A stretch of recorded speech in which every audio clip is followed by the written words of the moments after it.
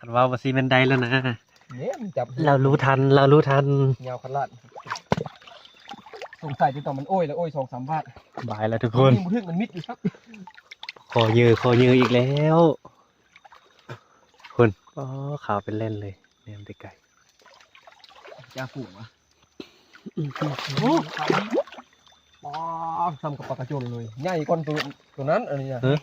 ซ้ำกันตี ตำปลากระจนนะ เฮ้ยน้อยก่อน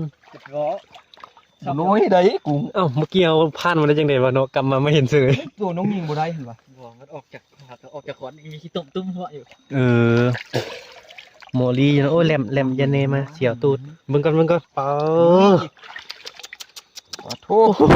ทางใส่เดียวนี่ ได้เผาอีกแล้วเออเดี๋ยวจะฟ้า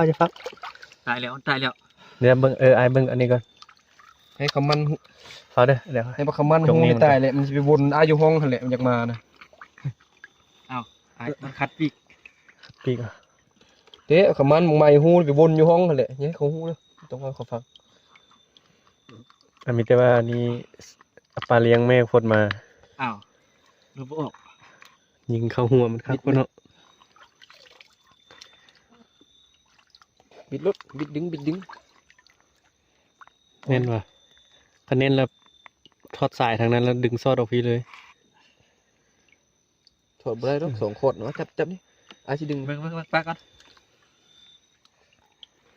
ใหญ่อลีได้อบ่คอซ้ำนี่ถือว่าสุดยอดแล้วเด้อนี่ ขอโทษจะว่าอย่างนี้ตึกอยู่นี่กันก้อน ดีแล้ว ปาด ที่นั้นแล้วดีแล้ว สิได้เผาตัวนึงว่าสู้อยู่นี่นะสู้ โอ้บ่ตัวใหญ่นี่เอาไว้มื้ออื่นเพราะว่าเฮาสิเฮ็ดเผาใส่กระปุนเด้มันจังอันนั้นกัน อยากแบบส เต็ม ดๆนะ บ่เผาเอาตัวน้อยให้เอากระปุนตัวน้อยดอกกับตัวเอากลางเอาอย่างนั้นแต่ว่าสองตัวใหญ่นี่ โอ้น ติ้งไว้มื้ออื่น ปลากระจพุ่นนี่นะนี่ว่าบ่ซ้ำจังเลย